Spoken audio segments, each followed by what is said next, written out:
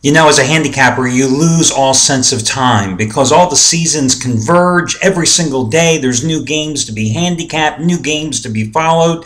I mean, there is no break. So to me, it seems like just yesterday, it was the last weekend in August, and we were kicking off the college football season when most of you were probably getting ready to go to the beach for Labor Day. I'm sitting here handicapping games, you know. Here we are now, most of us freezing our asses off early in December.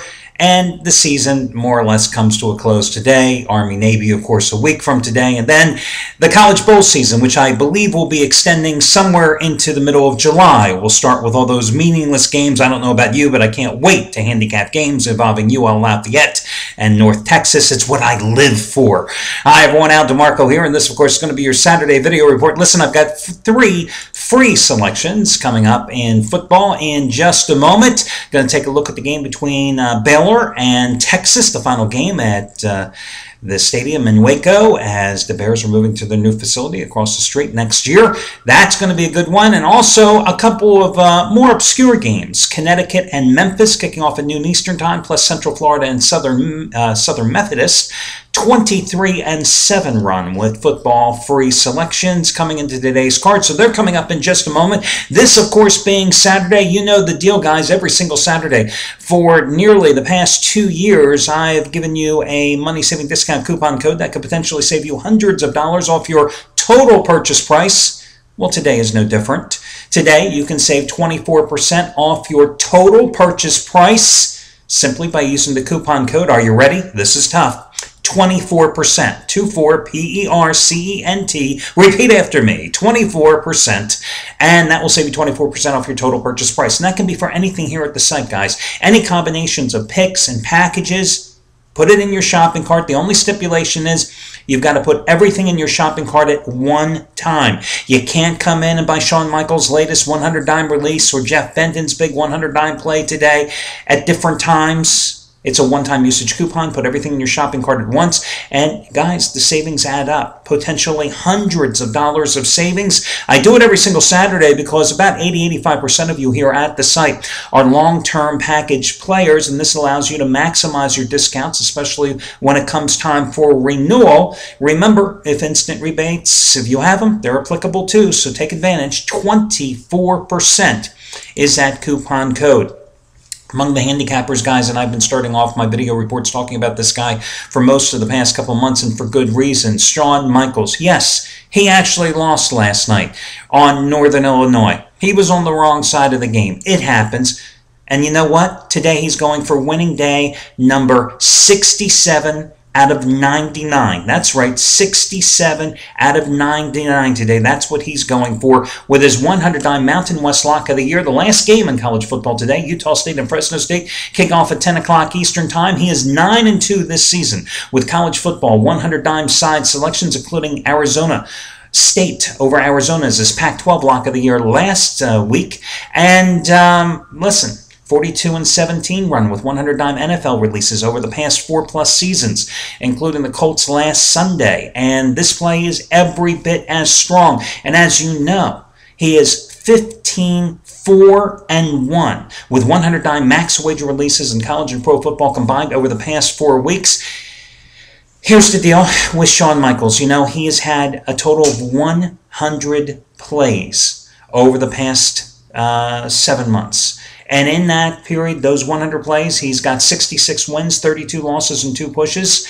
And he's made $10 bettors $21,940. Ain't too shabby of a run, if you ask me. So anyway, that's what Shawn Michaels has going today. I also noted that Jeff Benton has a big play, his second biggest college football release of the season. 100-dime winner number 4 out of 5 overall, his Big Ten game of the year, your Ohio State-Michigan State contest. Last night, 60-dime winner on Bowling Green. This one is bigger. And you may recall his last 100-dime release in college football, Stanford, the 10-point dog, outright over Oregon back in early November.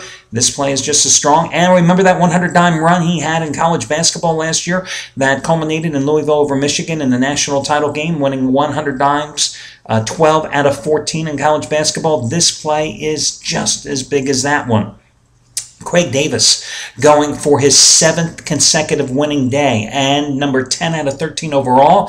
$10 bettors up over $2,900 the last 6 days alone. 50-dime winner number 5 out of 7, Utah State and Fresno State.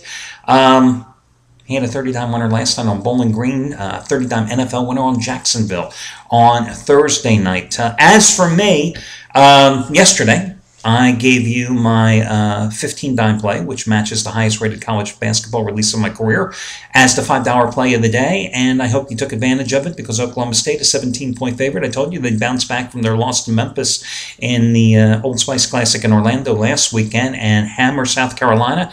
And that's exactly what they did, rolling to the 27-point win, and you got the winner. That's the $5 play of the day. As I've said before, $15 play, 15-dime play does not sound like a big play compared to what we were just talking about with 100-dime releases with Jeff Benton and Shawn Michaels. But for me, a guy with a very, very narrow rating system where 99% of the plays are rated between 5 and 15 dimes, well, that's kind of at the top of the scale. Today I have a play just as strong.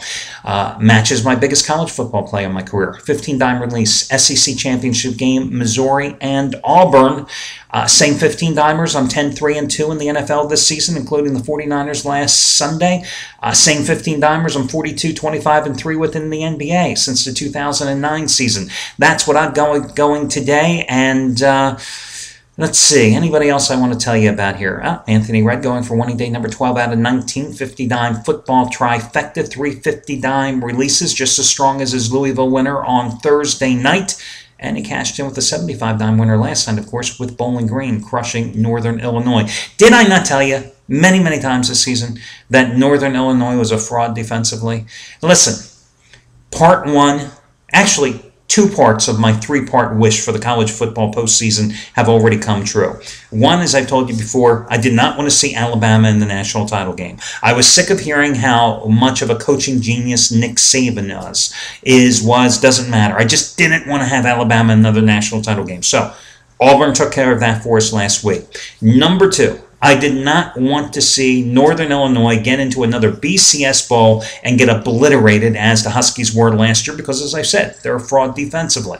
So that took care of business as well. Here is my 3rd most fervent desire and the one wish that I have remaining. So Santa, if you're out there, I'm asking for this to happen tonight. Please, dear Lord, let Michigan State knock off Ohio State, because I do not want to see Ohio State with that crappy offense, that Urban Meyer team playing for the national title against Florida State. Please, let me see Auburn or Missouri. And, of course, you know who I like. Oh, you don't? Well, that's my 15-dime play tonight. Hint, hint.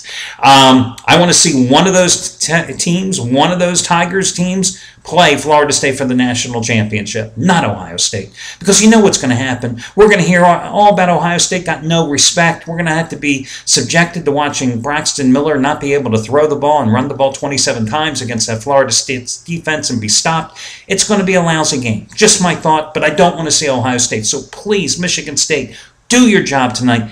Beat the Buckeyes. Okay, with that being said, I feel much better. I've got that off my chest. FYI, I tell you the good, I got to tell you the bad. The bad is Brett Atkins had his 2nd straight 100-dime play yesterday. 100-dime college football teaser of the year. It was a loser on Bowling Green and the under. Trace Adams, normally a 1,000-star play, is his top-rated selection. He occasionally has raised the bar 1,500-star plays, like he did last night on Bowling Green, as he did on Thursday night with Louisville, and he cashed in on both of them. Today, his one and only double your wager, 2,000-star college football total of the year, biggest play of the entire season. It's the Michigan State, Ohio State over-under. You can save $90 on it by using coupon code TRACE90. TRACE90. Oops. Yeah, I'll tell you what, guys. When you hit the computer and you're using your computer as your camera, it's not a wise idea. The $5 play of the day, turning to Matt Rivers. Rivers today, 2013 college total of the year. It's the early game at noon Eastern Time between Southern Methodist and Central Florida. It's his $5 play of the day. It's a highest-rated 500,000-star release. You save $70 off the regular price simply by using coupon code MATT5. MATT5 for the biggest college play that he's ever had, a 500,000-star play. It matches that today. Let's talk about the free selections. I'll do them in reverse chronological order. Let's take a look at the Baylor game against Texas at 3:30 Eastern Time. Last game at Floyd Casey Stadium. Listen, I was not that concerned with the way Baylor performed last week against TCU. Had to hold on for the victory in that one, blowing the early lead. Baylor was on the road. They were 1 week removed from the devastating loss at Oklahoma State. You had to expect the Bears to be down. I expect today, however, the Bears to be up. Final game, as I said, at Floyd Casey Stadium. A team that is 6-0 straight up and against the spread at home. A team that has averaged 715 yards and 65.7 points a game at home. Now, true, a lot of those gaudy numbers were compiled against overmatched cupcakes early in the season. But Texas really isn't that good. I mean, the Longhorns have won 7 of 8. Did they not struggle and barely win at Iowa State? Couldn't stop the Cyclones. You saw how they couldn't stop BYU and Mississippi State earlier this season. Yeah, I know they fired Manny Diaz, their defensive coordinator, after the third game, after the BYU game. After the BYU game, the second game of the season. And I know Greg Robinson has done a very good job turning that defense around. But Texas has suffered a lot of injuries. As a matter of fact, they suffered another one in the Thanksgiving Day blowout of Texas Tech when their leading tackler, linebacker Steve Edmonds, suffered a lacerated liver. So he is gone. They have struggled to stop up-tempo offenses this season. And if you get into a shootout with Baylor, Texas doesn't have the offensive firepower to counter because you got Case McCoy at quarterback, and he's average. He's a game manager at best. I mean, weak arm, 10 touchdowns, 9 interceptions, and that's the bottom line. Baylor's running backs are both healthy now. I think that makes Bryce Petty obviously all the more effective. I think Baylor comes out and puts a hurting on Texas today. I know Texas is going to come out here and try to run the ball, establish the run north and south, because that way it keeps Baylor's offense off the field.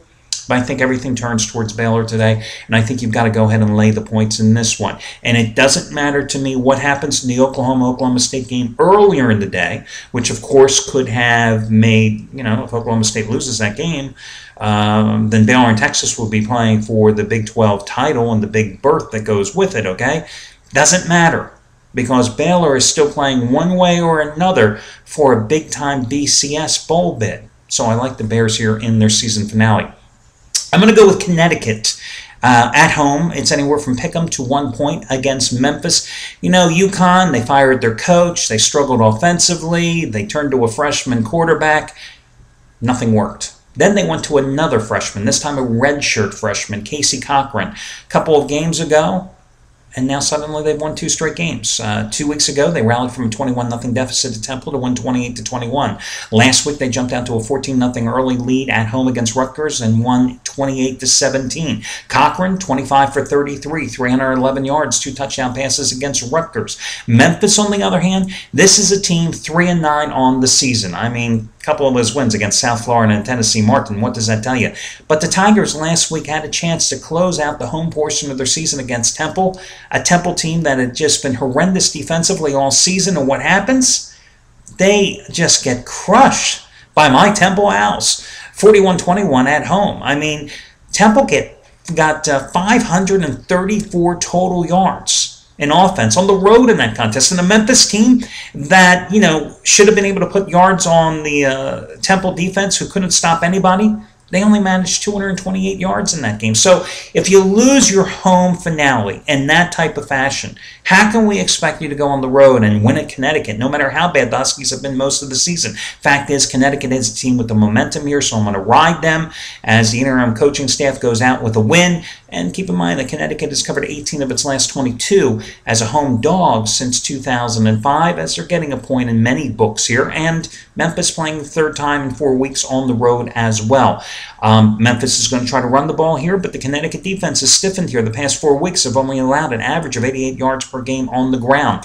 The other play is going to be Central Florida minus the dozen at SMU. This game going at noon Eastern time in Dallas. Bad weather if you've been following the news in the Dallas area. I mean, we're talking about cold, chilly conditions, wind chill in the high teens, perhaps freezing rain, a mixture of sleet as well, game time.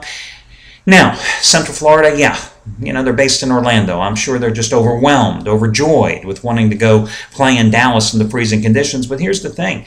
They have already locked up their BCS bid, most likely going to the Fiesta Bowl thanks to Bowling Green's win last night against Northern Illinois. They could play Oklahoma State, in fact, if Oklahoma State beats Oklahoma here today. If not, they would play the winner of the Baylor-Texas game.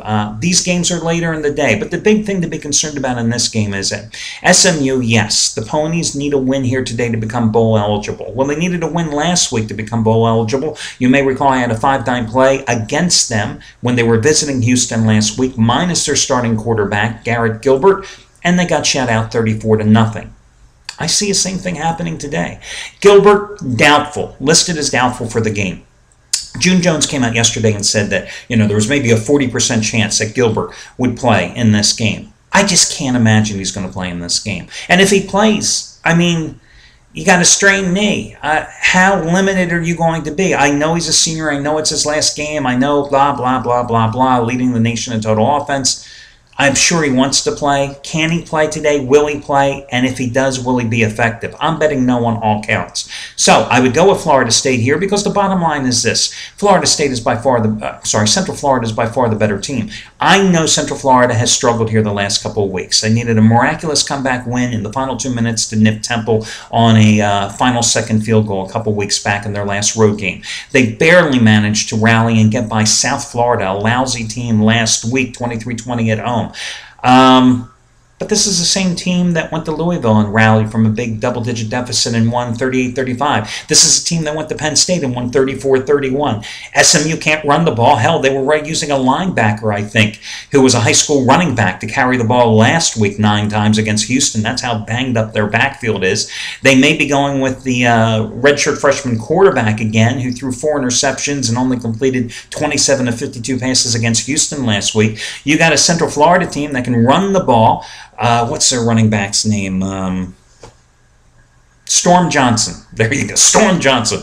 I don't know if this guy doesn't make it in the pros. Maybe he wants to work for the Weather Channel. Who are we turning to? Let's go to Storm Johnson in Tallahassee for the latest update.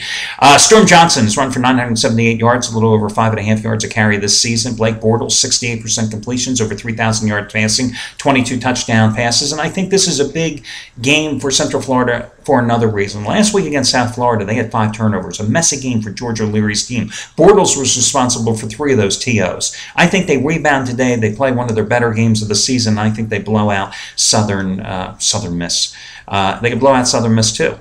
They could beat up SMU in this game. The other games on your board: Michigan State, 5.5-point dog against Ohio State inside at Lucas Oil Stadium. I think Michigan State can win the game. I think Michigan State can cover the game. I think it's a 3 or 4 point game either way. Arizona State and Stanford, they met earlier this season, but that was in the season's 3rd week, middle of September. Arizona State got hammered. I mean, my God, they were down 29-0 at halftime, 39-7 in the 3rd quarter. But Arizona State at home, a cat with a different color. I mean, Arizona State can play at home, and this is a Stanford team, They lost at USC in their last road game, 20-17. They barely beat Oregon State on the road, 20-12. They lost 27-21 at Utah. I know the Sun Devils have a history of not coming up in big games, but I lean a little toward Arizona State in that game. Marshall and Rice, you got me. I have no clue there. Oklahoma State, got no clue on that one either. So that's it. Let's move on. We'll talk to you again tomorrow when we do this once more for Sunday's NFL action.